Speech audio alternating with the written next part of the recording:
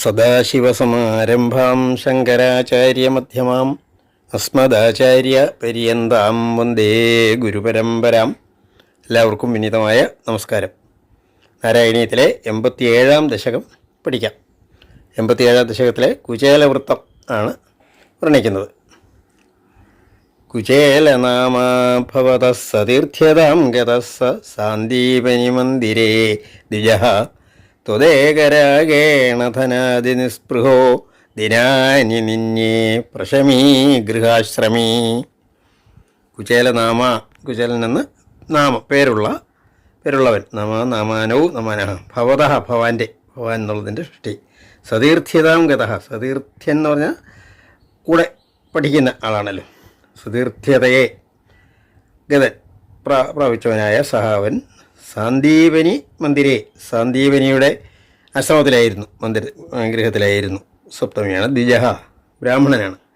ത്വദേകരാഗേണ എന്ന് പറഞ്ഞാൽ നിന്നിൽ മാത്രം ഭക്തി. രാഗം ഇവിടെ ഭക്തി എന്നുള്ള വലിയ ഭക്തനായിരുന്നു ആ ബ്രാഹ്മണൻ. അന്നു മുതലേ കുട്ടിയായി കൃഷ്ണൻ്റെ കൂടെ പഠിക്കുമ്പോൾ തന്നെ ഭഗവാനോട് വളരെ ഇഷ്ടമായിരുന്നു.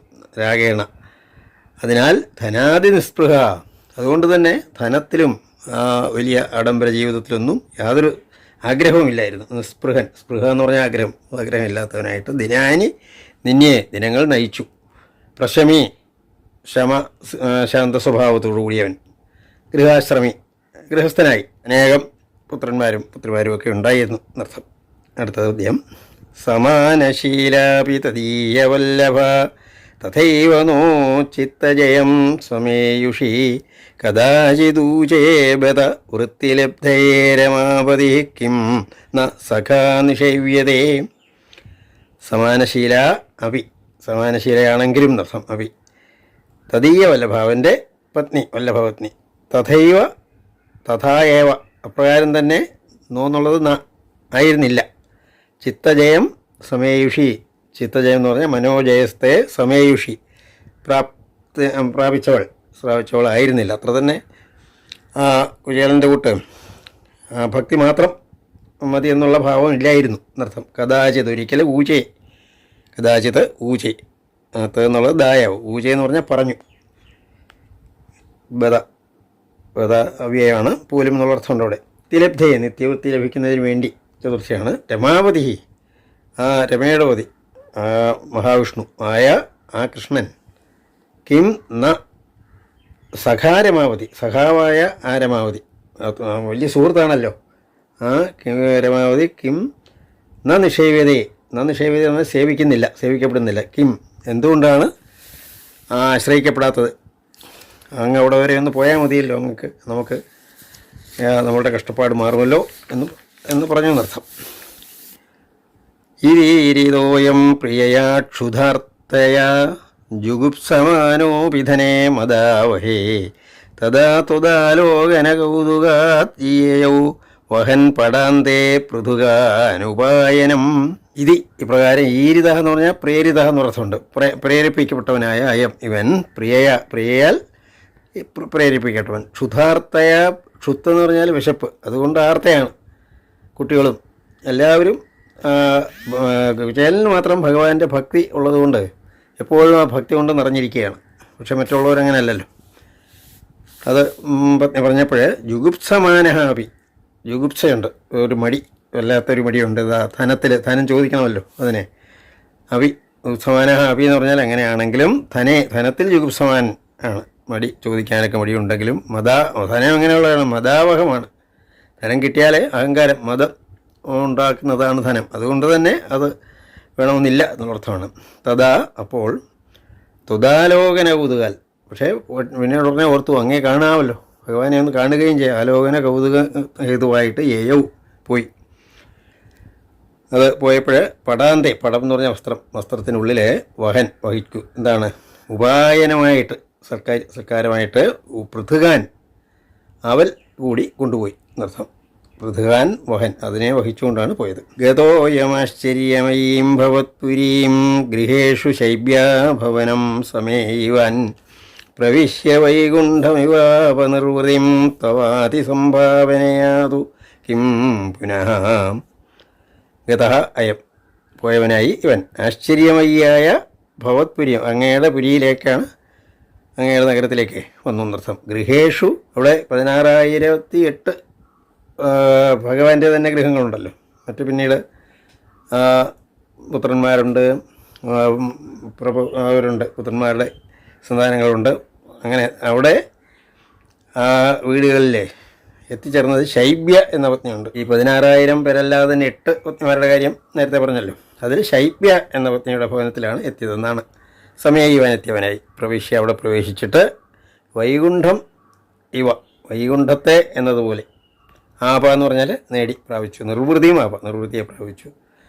തവ അതിസംഭാവനയാ, നിൻ്റെ അതിസംഭാവന എന്ന് പറഞ്ഞാൽ വലിയ സത്കാരം, സംഭാവനയാൽ തൂക്കിം പുനഃ പിന്നീട് എന്താണ് നേടാനുള്ളത്. അപ്പോൾ സന്തോഷത്തിന് അതിലില്ലാതായി എന്നുള്ള അർത്ഥമാണ്. പ്രഭൂജിതം ത്വം പ്രിയയാചവീജിതം കരേ ഗൃഹീത്വാകഥയ പുരാകൃതം യദിന്ധനാർത്ഥം ഗുരുദാരചോദിതൈരവർത്തുവർഷം തദമർഷികാനനെ. പ്രഭൂജിതം ത്വം പൂജിക്കപ്പെട്ടവൻ നായ അവനോട്, പ്രിയയാ വീജിതം പ്രിയയാൽ പത്നിയാൽ വീശിക്കൊടുക്കപ്പെട്ടവനാണ് വീജിതം.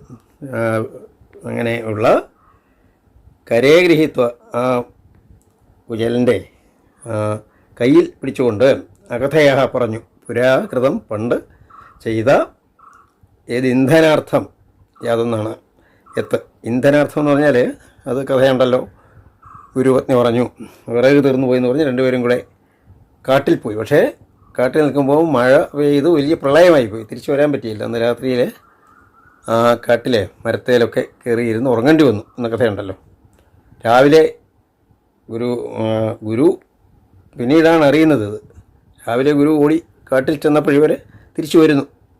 അതാണ് ആ കഥയാണ് പറയുന്നത്. ഏത് ഇന്ധനാർത്ഥം, ഇന്ധനത്തിന് വേണ്ടി ഗുരുദാര ചോദിതൈഹി, ഗുരു ദാരം എന്ന് വെച്ചാൽ പത്നി, ഗുരുവിൻ്റെ പത്നിയാൽ പ്രചോദിപ്പിക്കപ്പെട്ടവരായിട്ട് വർഷം, പക്ഷേ ഋതു അല്ലാതെ വന്ന വർഷമാണ്, ഒട്ടും പ്രതീക്ഷിക്കാതെ വന്ന മഴയാണ്.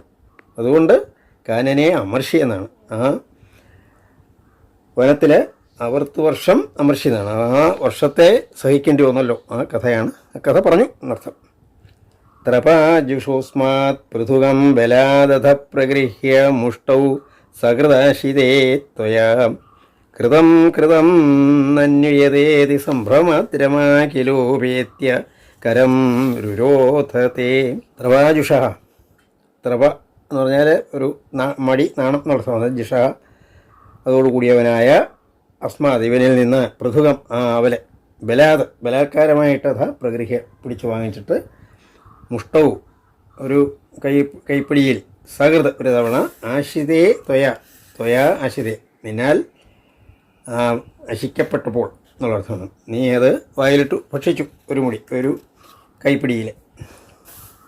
അപ്പോഴേക്കും രുക്മിണി ഓടി വന്നു എന്നാണ്. അപ്പോൾ ഈ ശൈബിയുടെ ഭവനത്തിൽ ഇത് അറിഞ്ഞു, ആൾക്കാരറിഞ്ഞുകൊണ്ട് എല്ലാവരും അവിടെ എത്തി. എല്ലാവരും അവിടെ എത്തിയിട്ട് അവിടെ എല്ലാവരും ഉണ്ട്. ഉടനെ ഇങ്ങനെ കഴിച്ചു കഴിഞ്ഞപ്പോൾ രുക്മിണി ഓടി വന്ന് പറഞ്ഞു, മതി ഇത്രയും മതി എന്നുള്ള അർത്ഥം. കൃതം നനു ഇയത എന്ന് പറഞ്ഞാൽ ഇത്രത്തോളം കൃതം എന്ന് പറഞ്ഞാൽ മതി എന്നർത്ഥമാണ്. ചെയ്തത് മതി എന്നർത്ഥമാണ്. കഴിച്ചത് മതി എന്നർത്ഥം. നനു എന്ന് പറഞ്ഞാൽ ഒരേ എന്നുള്ള ഒരു ചോദ്യം രൂപത്തിലുള്ള അവ്യയമാണ്. യഥാ ഇതി പ്രകാരം സംഭ്രമത്തോടു കൂടിയാണ്. രമ കില എന്ന് പറഞ്ഞാൽ പോലെ അവ്യയമാണ്. ഉപേത്യ അവിടെ എത്തിയിട്ട് കരം രുരോധ നിൻ്റെ കയ്യെ തടഞ്ഞു. അത് അത്രയും മതി എന്ന് പറഞ്ഞ് തിരിച്ചു അത് വാങ്ങിയെന്നർത്ഥം. ഭക്തേഷു ഭക്തേന സ മാനിതസ്ത്വയാ പുരീം വസന്നേകനിശാം മഹാസുഖം ദതാവരേദ്യുർദ്രവിണം വിനായയൗ വിചിത്രരൂപസ്തവ ഖൽവനുഗ്രഹ. ഭക്തേഷു ഭക്തൻ ആണ്, ഭക്തന്മാരിൽ ഭക്തനാണ് ഭഗവാൻ. ആ ഭക്തനായ അങ്ങയാൽ സഹ അവൻ മാനിക്കപ്പെട്ടവനായി, അത്ര അത്യന്തം അങ്ങനെയുള്ള ത്വയ നിന്നാൽ ബഹുമാനിക്കപ്പെട്ടവനായ ആ കുചേലന് പുരിയും പുരിയെ വസിക്കുന്നത്, പുരിയിൽ അവിടെ വസിച്ചു. ഏകനിശാം ഒരു രാത്രിയിൽ അവിടെ വസിച്ചിട്ട് മഹാസുഖമായിട്ട് വളരെ സുഖത്തോടുകൂടി വസിച്ച ആശ്ചര്യം. അപരേ ദ്യുഹു, അടുത്ത ദിവസം. ദ്രവിണം വിന, ദ്യുഹു ദ്രവിണം, ദ്യുർ ദ്രവിണം വിന, ദ്യുഹു എന്നാണ് വിസർഗം. ദ്രവിണം എന്ന് പറഞ്ഞാൽ ഭഗവാനൊന്നും കൊടുത്തില്ല. ദ്രവിണം ധനമൊന്നും ഇല്ല, കൂടാതെ തന്നെ ഏവ് തിരിച്ചുപോയി. വിചിത്രരൂപ തവ അനുഗ്രഹ, നിൻ്റെ അനുഗ്രഹം വിചിത്രരൂപ വൈചിത്ര്യത്തോടു കൂടിയതാണ്, വിചിത്രമാണ്. ഖലു നിശ്ചയം. യദി ഹയാജിഷ്യം അദാസ്യതച്യുതോ വദാമി ഭാര്യാം കിമിതി വ്രജന്നസൗ ത്വദുക്തിലീലാസ്മിതമഗ്നധീ പുനഃ ക്രമാദപശ്യൻ മണിദീ പ്രമാലയം. യതി ഹി, യതി എന്ന് പറഞ്ഞാൽ എങ്കിൽ, ഹി പറ്റിയില്ലല്ലോ, ഹി എന്നുള്ള ആ ഒരു വ്യാജനാർത്ഥനം. അയാജിഷ്യം, ഞാൻ യാചിച്ചെങ്കിൽ എന്നുള്ളതാണ് അയാജിഷ്യം. യതി യതി അയാജിഷ്യം, ഞാൻ യാചിച്ചെങ്കിൽ. അദാസ്യത് തന്നേനെ, അച്യുതൻ തന്നേനെ.